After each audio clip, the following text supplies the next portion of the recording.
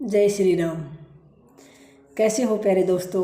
उम्मीद करती हूँ आप बहुत अच्छे हैं और खूब मन लगाकर अपनी तैयारी में जुटे हुए हैं और आपने अपना एक लक्ष्य भी तय कर लिया होगा कि आपको किसकी तैयारी करनी है। सिलेबस आपने निकलवा लिया होगा, सामग्री भी आपने लगभग अपनी जमा कर ली होगी पढ़ने के लिए। उसके बाद आपका काम सिर्फ और सिर्फ बचेगा पढ़ना, और वो आपको जब तक पेपर ना हो तब तक अन्य कोई गतिविधि, अन्य कोई बात की तरफ ध्यान दिए बगैर आपको बार बार अपना पाठ्यक्रम रिवाइज करते रहना है। आज का ये छोटा सा वीडियो होगा साथियों इस बात पर। कल परसों के वीडियोज़ में एक दिन पूनम बिश्नोई जी हैं, उनका कमेंट्स आया था कि मैंने सुमनलता मैम का कोर्स लिया है, नोट्स बनाए हैं, तो मैं उनका ही रिवीजन करूं या कोई बुक लेके आऊं। ऐसे ही कई सारे साथियों के कमेंट्स आते हैं कि हमने वो बुक पढ़ ली या फिर हमने कोर्स ले लिया, उसके बाद क्या करें, कोई और बुक लेकर आएँ या फिर कोई अच्छी सी बुक बता दें। तो साथियों, मैंने जो बुक पढ़ी हैं फर्स्ट ग्रेड के लिए, फर्स्ट पेपर जीके के लिए या फिर अपने सब्जेक्ट के लिए, मैंने जो बुक पढ़ी हैं, जहाँ से मैंने तैयारी की है, उन सब के मैंने डिटेल्स वीडियो बना रखे हैं साथियों। तो आप वो वीडियो देख लीजिए। इसके अलावा जैसे फर्स्ट ग्रेड का मैंने दोबारा वीडियो बना दिया है कि मैंने कहाँ से पढ़ा था, ऐसे ही मैं एक हिंदी साहित्य इतिहास का भी आपको एक और वीडियो बना दूँगी कि मैंने हिंदी का पेपर कहाँ से और कैसे तैयार किया था। इसके अलावा कई कमेंट्स आते हैं कि आधुनिक काल को कैसे तैयार करें, तो आधुनिक काल पर भी मैं आपको एक अलग से वीडियो बनाऊंगी। इसके अलावा साथियों, जैसे कि पूनम बिश्नोई जी का कमेंट था, ऐसे ही बहुत सारे साथियों के, क्या सबके ही ये मनुष्य की स्वाभाविक प्रवृत्ति है। जब तक हम बेरोजगार होते हैं तब तक हमें ये लगता है कि हमारे पास जो सामग्री है वो कम है, कहाँ से पढ़ें, क्या पढ़ें। इसलिए बार बार पूछते रहते हैं कि सफल हुए अभ्यर्थी से हम पूछ लें तो एक बार कन्फर्म हो जाए, फिर हमारे अंदर ये सुकून मिल जाता है, ये तसल्ली हो जाती है कि हाँ ये सही है, हम यही पढ़ते रहें। तो इसलिए साथियों, मैं आपसे बार बार एक ही बात कहती हूँ कि बहुत अधिक सामग्री इकट्ठा ना करें। बार बार मैं यही बात बोलती हूँ, आपको भी लगेगा कि हम बोर हो गए सुनते सुनते, लेकिन फिर आपके ऐसे प्रश्न देखकर फिर बोलने को मैं मजबूर हो जाती हूँ कि कोई भी बुक या कोई भी कोर्स ऐसा नहीं है जिसमें से आपको 100% प्रश्न मिल जाएंगे सारे। और कोई भी टीचर पढ़ा रहा है, ऐप पर वो कोर्स दे रहा है, तो साथियों अपनी तरफ से वो पूरा देता है, 100% देता है। उसकी आखिरी क्षण तक उसकी इच्छा यही रहती है कि प्रत्येक प्रश्न उसके कराए हुए में से, उसके पढ़ाए हुए में से मिल जाए। तो अपने तरफ से कोई टीचर कसर नहीं छोड़ता है, ना ही कोई बुक लिखने वाला, जो भी पुस्तक लिखता है वो लेखक कोई अपनी तरफ से कसर नहीं छोड़ता है। सभी अपना 100% देते हैं। सबको ये चाहिए कि मेरी पुस्तक में से, मेरे कोर्स में से ज़्यादा प्रश्न आए।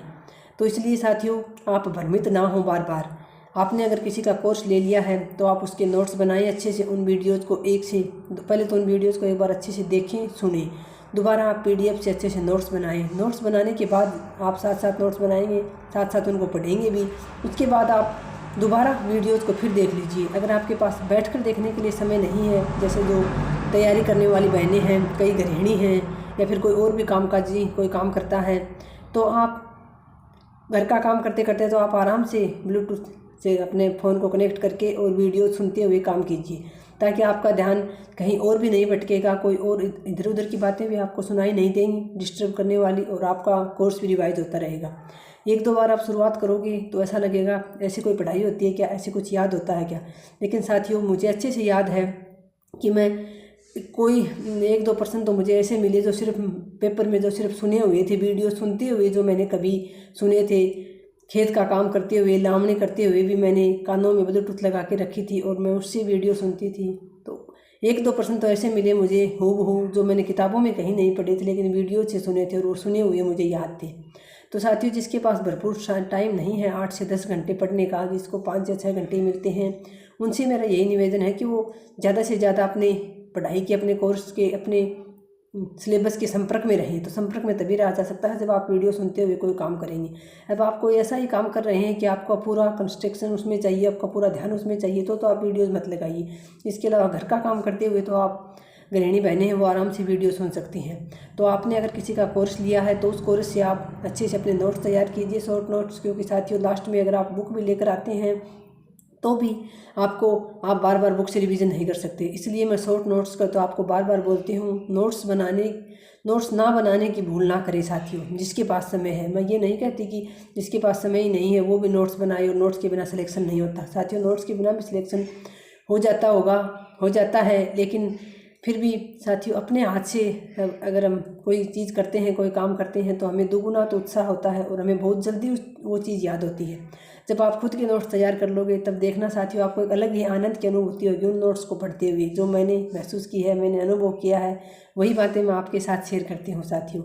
अन्य कोई बहुत बड़ी बड़ी बातें मैं आपको नहीं बताती कि ऐसे पढ़ो ऐसे पढ़ो, मैंने ये किया था वो किया था। साथियों मैंने तो घर का काम करते हुए साधारण तरीके से तैयारी की थी, बिल्कुल थोड़ी सी सामग्री से, बिल्कुल थोड़े से मैटर से, लेकिन बस मेरी सफलता का रहस्य यही था कि मैंने उन चीज़ों को बार बार पढ़ा और अन्य किसी बात पर मैंने ध्यान नहीं दिया। बस अपने लक्ष्य रखा, अपने दिमाग में जुनून रखा, सोते उठते जागते बैठते समय सारे दिन बस एक ही लक्ष्य, एक ही रहता था कि हाँ इस बार मुझे एक सीट चाहिए, हर हाल में चाहिए। अब साथियों देर से मिले, लेकिन वो कहते हैं ना कि देर आए दुरुस्त आए, तो मेरे साथ भी वही हुआ साथियों। बहुत लेट मिली, लेकिन जिसके मैं काबिल थी, जितनी मैंने मेहनत की थी उसके अकॉर्डिंग माँ सरस्वती ने मेरे ऊपर कृपा करके मुझे सीधा ही फर्स्ट ग्रेड का पद जो है वो दे दिया। तो इसी तरह से साथियों अगर आपका थर्ड ग्रेड में पीछे सेकंड ग्रेड में आप किसी वजह से रह गए हैं, आपका सिलेक्शन नहीं हुआ है, तो आप दुखी ना हो बिल्कुल भी, क्योंकि माँ सरस्वती ने, परमात्मा ने, आपके इष्ट देव ने हो सकता है आपके लिए कुछ अच्छा सोचा हो। जो हो गया है उस पर बार बार सोचकर अपना ध्यान भटकाने की बजाय, अपना मन दुखी करने की बजाय उसको पॉजिटिव वे में लें और आगे की तैयारी करें, तो साथियों अच्छा रहेगा आपके लिए। अगर उन्हीं बातों को लेकर बार बार सोचते रहेंगे या फिर भविष्य को लेकर ये सोचते रहेंगे होगा या नहीं होगा, तो फिर साथियों गारंटी तो कोई नहीं देता है कि आपका सिलेक्शन आप ये पढ़ोगे वो पढ़ोगे तो हो ही जाएगा। अगर कोई गारंटी देता है किसी काम की कि आप सफल हो ही जाओगे, तो फिर साथियों आप वो कर लीजिए।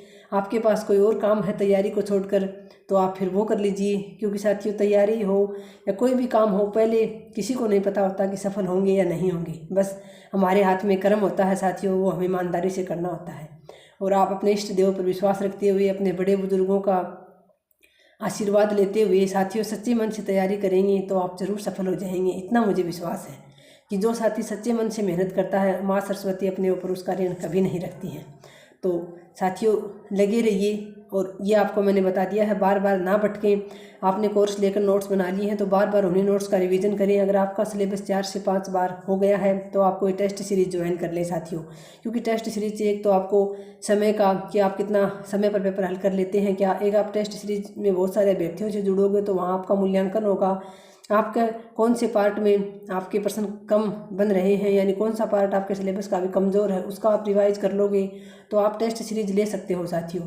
मैंने कोई टेस्ट सीरीज नहीं ली थी। आप मेरे से पूछते हैं PYQ की कोई बुक बता दीजिए, कोई टेस्ट सीरीज, तो साथियों मैंने कोई ली ही नहीं थी, मैं कोई बुक लेकर नहीं आई थी, तो मैं ऐसे क्या बता सकती हूँ साथियों। तो आप किसी भी टेस्ट सीरीज का फ़ायदा यही है साथियों, एक तो आपके सिलेबस का बार बार आप टेस्ट दोगे तो उतने सिलेबस का आपका रिवीजन होता रहेगा, एक कंटिन्यूटी बनी रहेगी आपकी, एक आपका मूल्यांकन होता रहेगा, एक आपको प्रश्न जो हल करने की जो है वो आपके समय का पता चलता रहेगा, आपको अपने कमज़ोर पार्ट का पता चलता रहेगा। तो साथियों टेस्ट सीरीज आप आजकल कोई ज़्यादा महंगी भी नहीं है, कोई भी ऐप पर किसी टेस्ट सीरीज से जुड़ जाए अच्छी से और उसको आप प्रश्नों को करते हुए। और साथियों टेस्ट सीरीज में जब भी आप प्रश्न करें तो ये नहीं है कि आपने चारों ऑप्शन में से एक ऑप्शन सही था और वो कर दिया आपने, आपको उस एक प्रश्न में साथियों 4 प्रश्न मिलते हैं, जो बाकी के 3 जो ऑप्शन आपको वहाँ मिलते हैं उन पर भी आप ज़रूर विचार करें कि वो वहाँ क्यों नहीं है, उनसे जुड़ी हुई आपने कोर्स 3-4 बार कर लिया है। तो टेस्ट सीरीज ज्वाइन करने का फ़ायदा यही है, आप उन चारों ऑप्शन पर मंथन करें कि ये ऑप्शन कहाँ क्या बैठ रहा है, इसके बारे में मुझे क्या याद आ रहा है। तो साथियों आपके लिए टेस्ट सीरीज बहुत अधिक फ़ायदेमंद होगी। तो जिन साथियों ने 2-3 बार अपना कोर्स अच्छे से कर लिया है, नोट्स बना लिए हैं, वो कोई टेस्ट सीरीज ज्वाइन कर लें। नहीं करना चाहते हैं तो कोई बात नहीं, अपना कोर्स जो हो बार बार रिवाइज करते रहें। पुराने पेपर निकलवा के ले आए साथियों, RPSC की साइट से खुद डाउनलोड कर लें अपने फ़ोन पर, उनको बार बार पढ़ते रहें तो आपकी तैयारी बहुत ही शानदार हो जाएगी साथियों। और परीक्षा अभी कोई सी सर पे है नहीं साथियों, टेंशन बिल्कुल ना लें। जून जुलाई से पहले फर्स्ट ग्रेड की एग्ज़ाम संभव नहीं है और सितंबर अक्टूबर से पहले सेकंड ग्रेड का एग्ज़ाम संभव नहीं है साथियों। और लास्ट तक होगा तो थर्ड ग्रेड का होगा, नहीं तो शायद थर्ड ग्रेड का एग्ज़ाम तो साथियों 2026 में भी हो सकता है शुरुआत में। तो टेंशन बिल्कुल ना लें साथियों, टेंशन में कुछ नहीं रखा है। अगर टेंशन लेने से कुछ होता है तो फिर आप एक दिन सारे घर को सभी सदस्यों को मिलाकर एक दिन टेंशन लेकर देख लो, या फिर बीती बातों को सोचने से कुछ होता है तो एक दिन सारे दिन आप वो सोच कर देख लो साथियों। जो हो गया उसको भूल जाओ, ईश्वर पर विश्वास रखो, जो हुआ है अच्छा हुआ है, और आप एक दिन महसूस करोगे कि हाँ वास्तव में वो अच्छा हुआ था।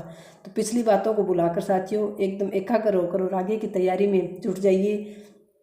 अगर आपने कोर्स लेकर नोट्स बनाए हैं फिर भी आपको ये लग रहा है कि मेरी सामग्री कम है, यानी आपको तसल्ली नहीं हो रही है, तो फिर साथियों मैं एक ही सुझाव दूँगी, आप एक गाइड ले आइए कोई भी, कि आर मैया सर की ले आइए हिंदी के लिए, तो और बाकी मिश्रा सर की भी आती है, मिश्रा पब्लिकेशन से, वो ले आइए, कोई भी एक गाइड ले आइए साथियों, फिर आपको तसल्ली रहेगी। आपसे को ये लग रहा हो कि मेरे नोट्स में कम है, आपको ना ही तसल्ली हो रही हो, तो एक गाइड ले आइए, उसमें सारा मैटर आपको एक जगह मिल जाएगा, और उस गाइड को एक बार 2 बार समय रहे तो आप रिवाइज कर लीजिए, रिवाइज नहीं सरसरी दृष्टि से देख लीजिए, आपके नोट्स के अलावा कोई बात आपको वहाँ एक्स्ट्रा मिले, महत्वपूर्ण लगे, उसको अंडरलाइन या हाईलाइट करते हुए छोड़ दीजिए, बाद में परीक्षा के समय उसको रिवाइज कर लीजिए, इतना ही हो सकता है साथियों। बाकी कोर्स लेने के बाद आपको कहीं कोई बुक के लिए भटकने की आवश्यकता नहीं है। तो 1-2 कमेंट ऐसे थे, तब आपको बताने के लिए साथियों मैंने एक छोटा सा वीडियो बनाया है। बाकी आप सभी का प्रेम व स्नेह ऐसे ही बना रहे, आपकी हमेशा हृदय से आभारी हूँ साथियों। मेरे वीडियोज़ को देखने के लिए बहुत बहुत धन्यवाद आपका, और आप मेहनत करते रहिए साथियों, माँ सरस्वती ज़रूर आपको सफलता प्रदान करेंगी। मिलते हैं नेक्स्ट वीडियो में। धन्यवाद। जय हिंद, जय भारत।